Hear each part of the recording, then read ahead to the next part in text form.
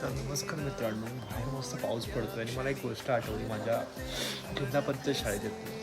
So माझं शिक्षण 1ली ते 7वी तिकडेच झालं होतं आणि इंटरेस्टिंगली आम्हाला तेव्हा असं राष्ट्रगीत व्हायचं, प्रार्थना व्हायची, चिंतन व्हायचं आणि प्रत्येक आठवड्याला एकाला गोष्ट सांगावी लागायची. सो कॉन्फिडन्स तिथूनच बिल्ड झाला होता आमचा. मग प्रार्थना झाल्यानंतर पेपरही वाचून दाखवायला लागायचा एकट्याला सर्वांच्या समोर. लिटरली 101 जणचा काउंट होता, म्हणजे 1ली ते 7वीमध्ये 101 जण होतो आणि पावसाळ्यातून आम्हाला असं थोडं ओढा वगैरे पार करून थोडं जंगलातून जाऊन असं जायला लागायचं आणि आम्ही तेव्हा फुलं वगैरे पण न्यायचो देवाला.